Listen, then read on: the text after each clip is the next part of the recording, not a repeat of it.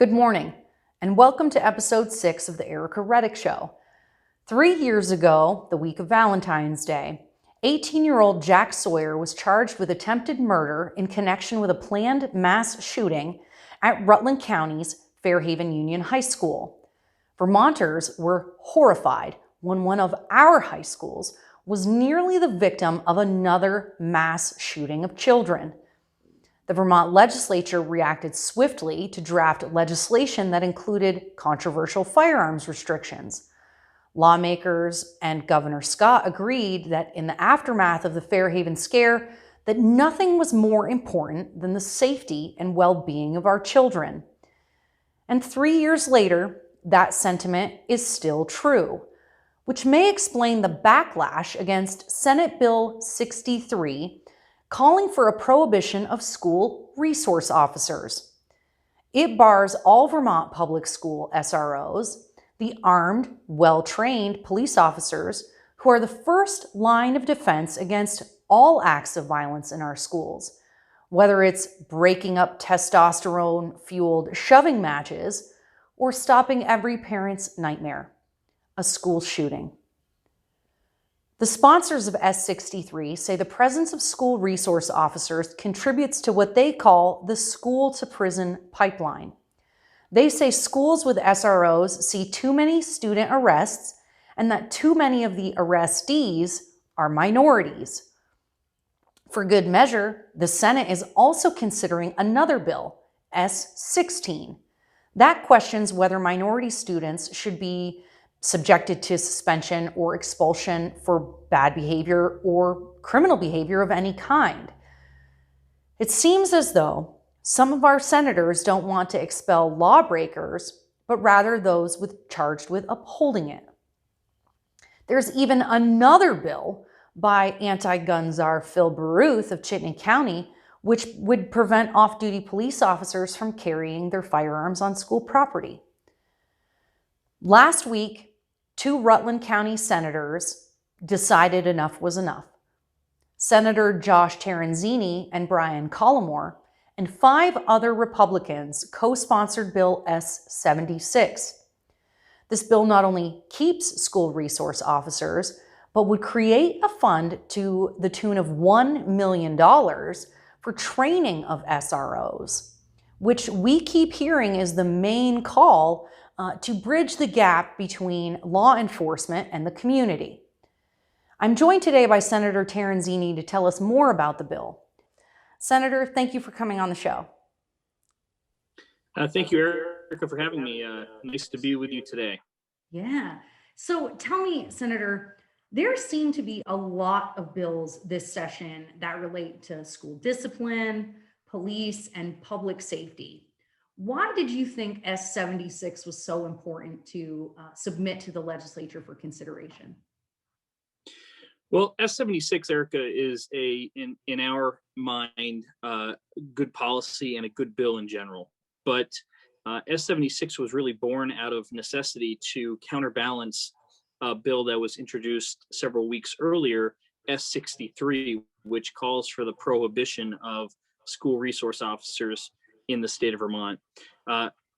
Once we learned of this and felt like there wasn't going to be much compromise on working on S63, we decided that it was necessary to introduce S76, which calls for the support of and the expansion of the SRO program in Vermont schools for those school districts who choose to want to participate in an SRO program. The bill also calls for the next 4 years of funding of $1 million a year of grant money that school districts who haven't already had an SRO could tap into potentially to help offset the costs of funding an SRO in the public school.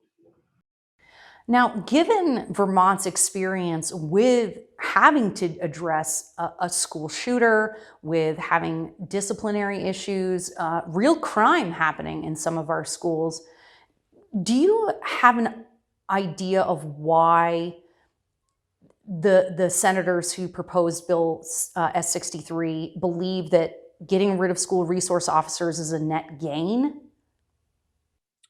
Sure. So my understanding is that um, S63 was introduced largely because there is some national data that indicates that um, in certain scenarios there have been um, uh, SROs that, for one reason or another, chose to make bad decisions, and unfortunately, many of these choices hurt uh, students of color and minorities, and students that had were handicapped or had a disability of some sort.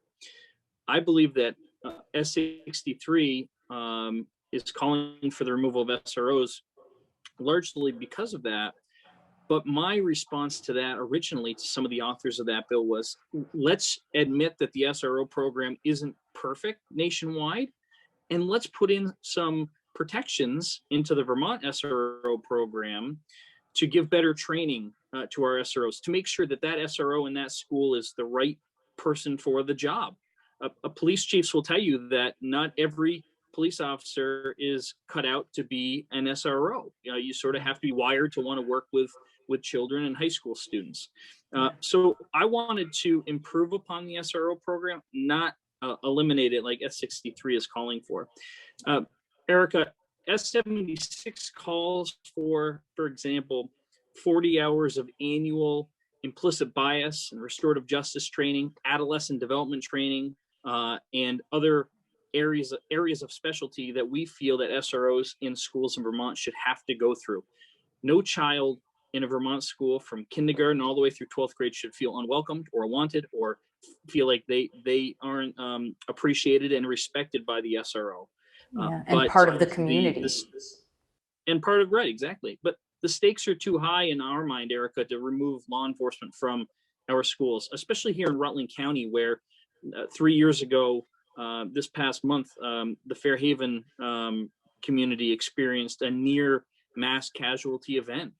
And that was largely accredited to the SRO who got involved early to help to stop that.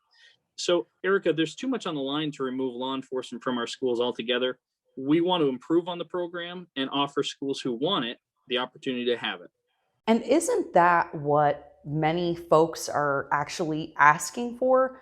When you hear, for example, about the defund the police movement or, reform the police, a lot of these conversations, they don't say they want to get rid of police. They say that they want more training, they want de-escalation to be a bigger component. They want more social services and social welfare training for police officers. And it sounds like your bill actually addresses that very call for change. Well, we really think so, Ericka. Right now there's very minimal training that an SRO has to go through to be in that role. By requiring an SRO to go through 40 hours, which is a full work week, we think that's a step in the right direction. I want to make it very clear to your viewers today that myself, Senator Colmore, and these other senators who are co-sponsors, we do not stand for any racial injustices or any children being picked on. That is disgusting behavior. And I'm the first to call anyone out on that. Every child, it doesn't matter who you are or whatever, you deserve to feel loved and respected by your SRO. But we believe that by putting some of these additional trainings in place, that's going to help make sure that these incidences that S63 references don't happen ever again. Look at our bill references some perfect examples throughout the U.S. where the SRO was directly involved in unfolding a plot to commit a shooting or a homicide or an invasion of a school.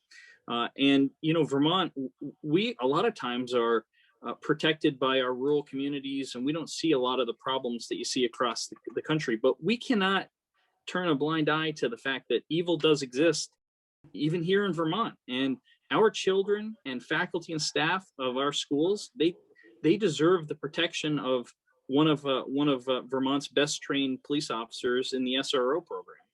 Senator Terenzini, given that Vermont has had experience with school shootings and with other crime in the schools, I'm a little surprised by the Senate's push for Bill S63.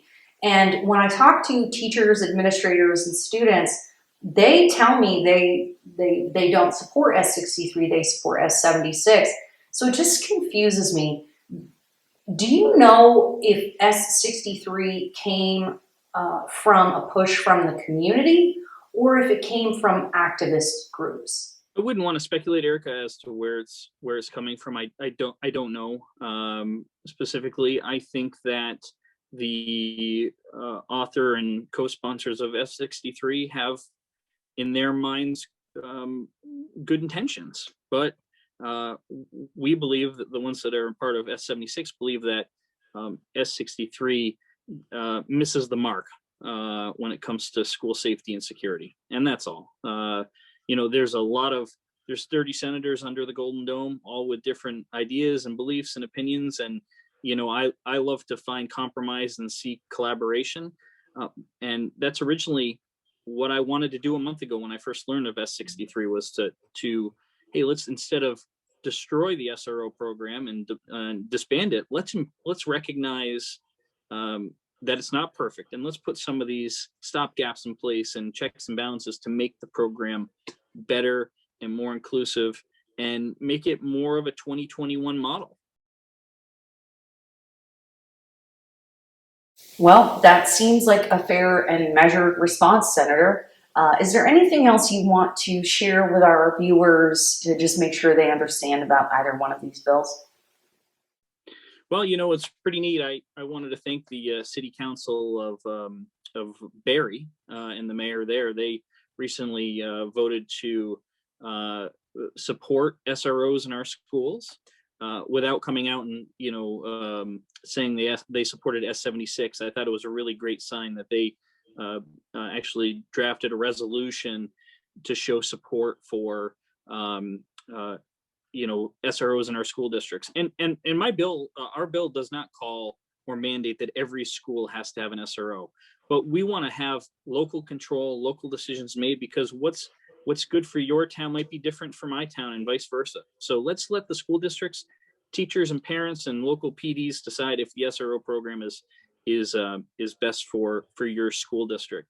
And thankfully I've heard from several of my Democratic colleagues in the Senate who also aren't crazy of S63, and I'm not going to go as far to say that they support our bill of S76, but I thought it was encouraging. I think there is some middle ground here when it comes to SROs in Vermont schools, and I really think compromise can be forged. So that is really great to hear, Senator. Thank you. And it sounds like all of our viewers need to get on the phone or write an email to their legislator and let them know what they think about both of these bills. So thank you, Senator, very much for coming on today. Both S76 and S63 are in the Senate Education Committee. Governor Phil Scott told Vermont Daily editor Guy Page earlier this month he opposes a statewide ban and would leave the decision to hire or fire SROs up to the local school districts. Another opponent of S63 agrees with the governor that whether or not a school chooses to have an SRO should be a local decision. Superintendent Brooke Olson-Farrell of the Slate Valley Unified School District is joining me to share her views on the importance of the school resource officer in her school district. Superintendent, thank you for joining me today. I imagine it must be challenging, even a few years later, to talk about your experience and the school district's experience with Mr. Sawyer. It absolutely is. And when something is brought forth, such as a bill to prohibit school districts from having a school resource officer program, it triggers an emotional reaction within our school community. The school resource officer program is, at the heart of some of our school safety efforts throughout the district. A school resource officer, in the case of the Jack Sawyer incident was one of the only, I would say, deterrents in his, alleged shooting plot at the Fairhaven Union High School. So when a bill comes forth that's, potentially going to prohibit that those individuals from serving in our school district, it really hits close to home, and it's really produces a lot of anxiety for our teachers, our staff, and our community, because some of our staff members and students feel safe coming here knowing that there is a school resource officer. Well, and I think you made a really good point there, which is in the young man's journals, he details the fact that one of the main reasons he hadn't yet carried out his intentions was because of your SRO. He couldn't figure out how to get around that roadblock, if you will. Absolutely. And our SRO programs throughout the district, we have 2.2 full-time equivalent school resource officers over our 6 schools in our district. One is full-time at Fairhaven Union High School. And it's our program is built on relationships and bridging the relationships between the students and the community and law enforcement. And while, we believe that there certainly are students that have been adversely impacted by, school resource officer programs, in the country, that's not what we're seeing here at Fairhaven Union High School. In fact, our data tells a much different story. And so the widespread prohibition of a school resource officer program in schools is just, it's really difficult to swallow. Well, and that's, I think I remember you saying too that you thought you would lose more students and more faculty if you lose your SRO. So after the Sawyer incident and the preceding trials and just the anxiety that produced, really about the unknown, we did lose a huge number of staff members and students just because they weren't comfortable working under kind of that umbrella of the unknown and the uncertainty around this young man and the situation and how that was going to play out in the courts. And as we know, he was adjudicated a youthful offender. Right. And that goes until the age of 22, and he turns 22 this year. So I think, again, we're faced with what is 2021 going to bring, and what is the unknown, and to marry that with the possibility of a prohibition on school resource officers could in fact be untenable for some of our staff and students. What sort of programs have you put into place, or can you share with us that has helped kind of help people feel safe again, help cope with the trauma of the incident? Yeah, I mean, we've done a tremendous amount. We have spent, probably $1 to $2 million in just infrastructure upgrades throughout the district. We have put huge amounts of money into mental health supports for both our students and our staff. We're one of the state's recipients of the AWARE grant. I believe one of 3 districts in the state that it's a mental health grant that we utilize additional school-based clinicians and personnel and support for. Is that grant from the federal government? Yes. Okay. Yes. So we have that in place. We, increase the amount of school resource officers within our district since 2018. Back in 2018, we had 1 full-time school resource officers. Now we have to a little over 2.2 2.25. full-time equivalent school resource officers in the district. We And so- have invested go a lot of money in trainings.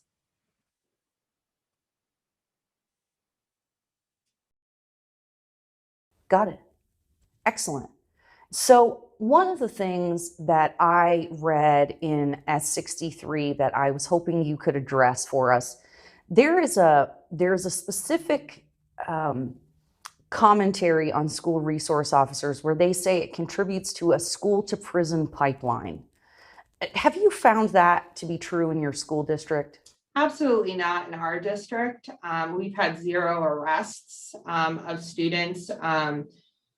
Right now, looking at the data back to 2015, we've had 0 arrests by school resource officers of our students. Even in looking at incidents where we've had students referred to law enforcement, that could possibly be a citation. Very minimal. And in fact, students without disabilities are referred at a higher rate in our district than students with disabilities. So our data is not consistent with that of the data that is presented in S63. Well, and I was curious when I read that statistic you just mentioned about students with disabilities. My understanding is that there are a fair amount of students who end up with that label of having a disability, that's any student with, any sort of a medical issue where they might need an EpiPen or diabetes or something like that, but also anyone with an IEP or a 504. So if you're, someone who is dyslexic or needs a little more time to take tests, that's actually a pretty large percentage of students. So, what the civil rights data includes is students that are on an IEP or a 504 plan. So, while it's definitely true that students that are on a 504 plan, may have a health condition, but it's a health condition that has to show an impact in their ability to access education.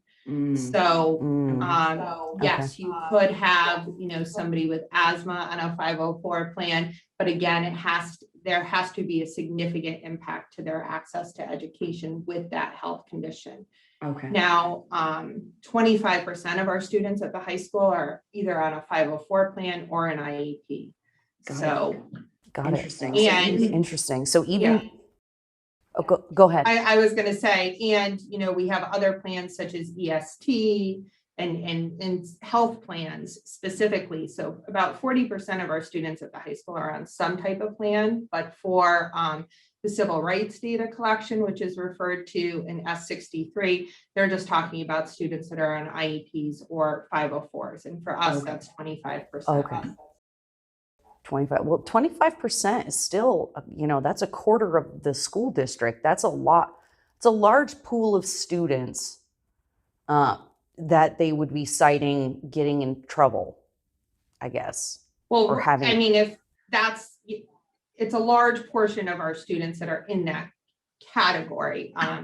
But our data again isn't consistent with the state and national data, and it also makes me wonder how many schools are actually included in that number for Vermont and for the state that actually have those higher numbers of arrests. I have to believe it's not a high number of schools in Vermont that would be in that category. And, certainly school resource officer programs across the state and across the country are not all created equal. So there's a lot of differences in those programs and roles and responsibilities. And that's, ultimately in this conversation, it sounds like, your school resource officer is really, has really been beneficial. It was a school resource officer in New York who also wasn't, Mr. Sawyer's intentions, wasn't that originally reported to an SRO in New York by a former classmate of Mr. Sawyer's? So yes, that was the secondary report. The initial report we had on February 14th, 2018 actually came from a concerned parent in the community that had some concerns, and because of some knowledge that the school had dating back to 2015, it raised some red flags. So that's why law enforcement initially looked into it. However, they thought it was it was just rumors circulating from years ago. However, on February 15th of 2018, there was a classmate of Sawyer's from Maine, when he spent some time in Maine at a residential facility, that did report something to her school resource officer in Dutchess County, New York. And that's how, Mr. Sawyer came to be arrested. Got it. So I really, again, just really applaud your courage in coming forward. We don't always get the ability to talk about these things, and you have a unique experience that allows you to highlight why S63 could be such a detriment in the state. Are you familiar with the Bill S76 to help fund and train school resource officers? Yes. And what do you think about that bill? So I absolutely support the funding of school resource officers programs and consistent guidelines in terms of training and even memorandums of understanding between schools and law enforcement, because I do think the school resource officer program is used differently in different schools. So I think there's room for improvement in that area. And that's something I've been advocating for years and will continue to advocate. But to just simply throw the baby out with the bathwater, so to speak, is not the right approach, because there are good things that are happening with SRO programs across the state and across the country. And so I think we really need to look at those programs and see how we change the dynamic between law enforcement and schools and the relationships with the community. It's all about communication and creating relationships. And relationships, are what worked for us in the end, what stopped a potentially horrible thing from happening. And it was the relationships with students and with law enforcement that ultimately led to this school shooting being stopped. And I think that is the case, can be the case in a lot of different scenarios. So in addition to the work that you're doing in your school district, are there any other projects or initiatives to help with school safety in the state of Vermont? So I'm part of the Vermont School Crisis Planning team. I'm the Vermont Superintendents Association representative on that team. And there's a lot of different agencies and associations represented on that state level team. And we look at school safety issues statewide and, give input into potential guidance or guidelines for the state and for better practices with school safety throughout the state. So that is something that's happening. Certainly the SRO conversation has been a conversation at the table.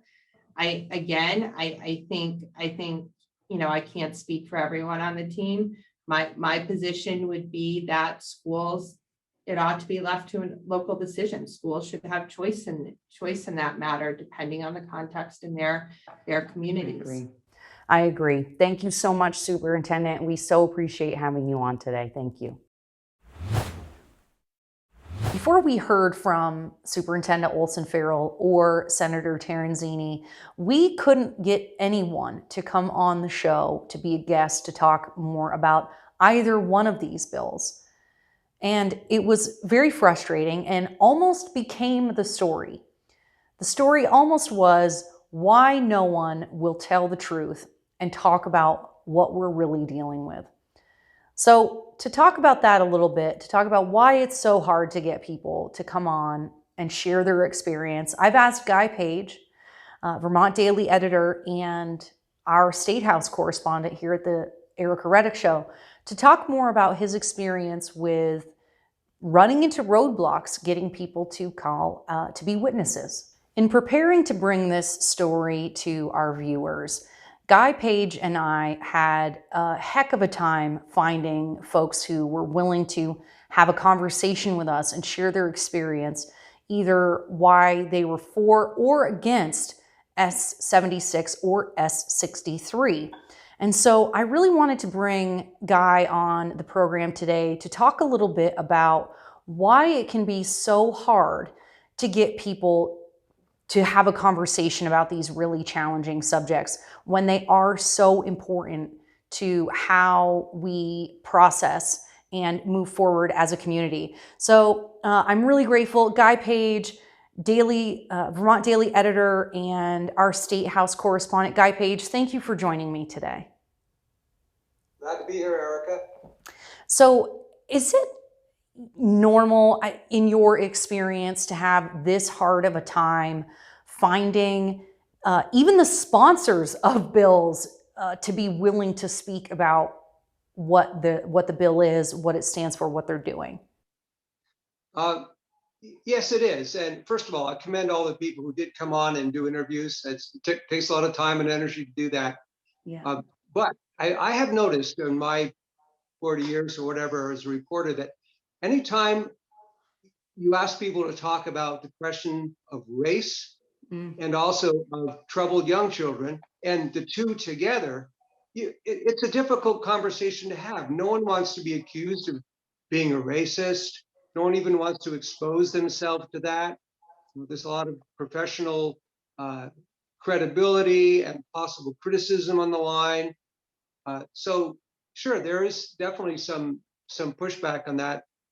Yeah, I mean, every teacher, administrator, or anybody involved in the school, almost everyone that I talked to, except for Superintendent Olsen-Farrell, said no. They just flat out refused to come on for fear of being called a racist, ableist, homophobic, fill in the blank. And I just thought, but this isn't about that. This is about all of our young people being safe. And shouldn't we be able to set aside our own fears when it comes to the safety of our kids? And I think you just said something very profound there, Ericka. You said all of our children. This is not just the good kids who need to be protected from the bad kids, but it's all the children, including those who are in trouble. They're the ones who need a good SRO the most. Someone who can help them, maybe cut them a little slack at some point, understand them, talk to their family a bit, get to know them. And also, if at some point they need a bit of a strong encouragement from an adult authority figure, they can get that too. So a good SRO is an asset, not only to protect all the kids, but to the troubled youth, him or herself. Well, and as a person who has experienced being in trouble before, I can tell you that it was when I had, and now there obviously, we have to admit, right, that there are good police officers and bad police officers, good law enforcement, good SRO, bad SRO, right? They're because human beings, right? And I can tell you, having a corrections officer assigned to me that hated my guts, hated everybody, assumed the worst in me, and just treated me like I was just a number, wasn't super helpful. And when I had a corrections officer who was supportive and saw the potential in me and didn't look at me and didn't treat me like I was just one of the bad people, it really made a tremendous difference in moving forward. And so wouldn't you want to, instead of just getting rid of them whole cloth, get them some training and make sure they have what they need to help kids? Right? Makes perfect sense. Children need all kinds of support. And one of those supports— and discipline. Sorry, I interrupted you, Guy. Kids need all kinds of support. They do. And one of those supports is a respect for for the law and for law enforcement, and for knowing boundaries, which, you know, at times can be lacking in other parts of their life. Sometimes it does need to come from, maybe it's a coach, a teacher, a policeman, someone who says, look, you can't do that, but here's what you can do. Well, and that's, you know, in the circumstance in particular that we're talking about today, Mr. Sawyer was having disciplinary issues, emotional issues long before this incident happened. So he, you know, they worked with him at the school and he couldn't get along. He was sent to a boarding type school for kids that just can't seem to get along. And he self checked out. I don't think that's the right word, but you know, he let himself out of that program and came back and then plotted his revenge against his school. And so you just go, okay, now if we get rid of SROs, what happens when there's a kid who is that troubled and they're creating that much disruption, committing crimes maybe and hurting people in the school? Doesn't that affect the other all of the other students' ability to learn and to feel safe and to be okay? That's something that, as someone who's had a troubled child, one of the hardest things is that, you know, that kid's trouble is really affecting others' ability to learn. And this idea that everything is racist, you know, that when you take statistical information and you do not look deeper into what those numbers mean, and you just decide that what it means is everyone is racist, if you're not allowed to dig into the truth of those numbers, how are we ever going to actually find a solution to the problems that we're facing? Isn't truth the best disinfectant? Truth will set you free, I heard someone say. And I will say that on the whole racism question in legislation, I look at every bill that gets introduced into the legislature. There are so many this year where the reason for them, the stated reason for them, is racism. And oddly enough, Ericka, these are also bills that are basically regurgitating sort of long time, often sort of leftist ideas that before I've never really talked about racism before, but now the same solutions, the same ideas have been talked about, and the pretext is because it will, you know, racism. So it sounds like they're kind of obfuscating the larger conversation in our country right now and saying that that's the reason for everything. Well, that's a bit of a simplification, but bringing it much more into it as a selling point, which one of the really sad things is that distracts from the real racism that is going on, and the real lack of social justice that there is in our society is being sort of, attention's being deflected to these other sort of, some of them sort of pet issues. What really confuses me, Guy, and no one, and I haven't found anyone who addresses this. Hopefully, the sponsor and co-sponsors of S63 will respond to our request to talk to them so they can explain. You know, they say that SROs actually contribute to what they call the school to prison pipeline. And that because SROs are on campus, more kids are getting in trouble and going to jail and getting into the system and all this stuff. But what they don't say, what is implied in that to me, is that SROs are creating the crime and the problems, because that those crimes and those bad behaviors would be happening whether the SROs were there or not. They just wouldn't be getting addressed. That's right.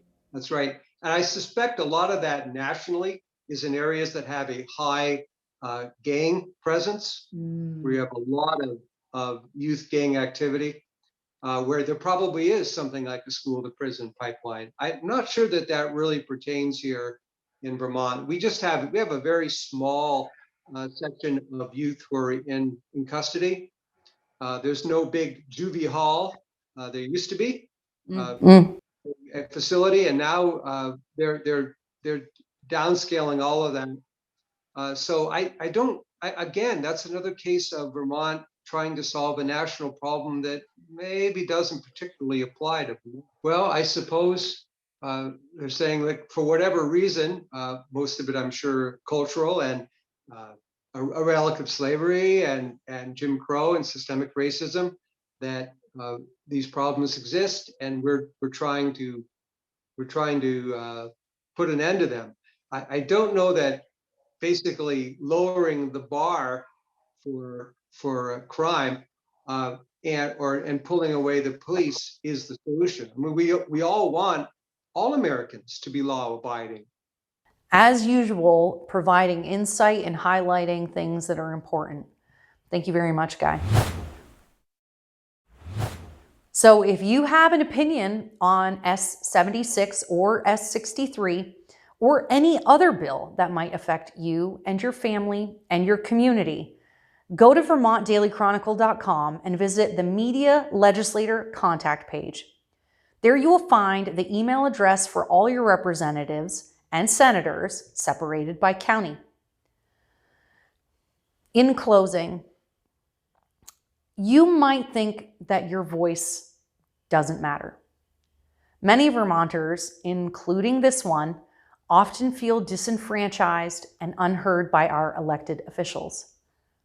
There is one thing that I know for sure, though. If you never use your voice, you will never be heard. Apathy may bring you some comfort in being able to obfuscate your responsibility for your community and lay the blame for anything wrong at the feet of the people you didn't vote for. But if you don't try, it's not the elected officials that are the problem. It's you. So please visit the page, write to your legislators and senators and city councilors and assemblymen and whoever, fill in the blank. Because if they don't hear from us, they will do the bidding of the people they do hear from. So if you like this content and you would like to see more of it, visit VermontDailyChronicle.com and go to the support page. You can make a one-time donation or start a monthly subscription, even better.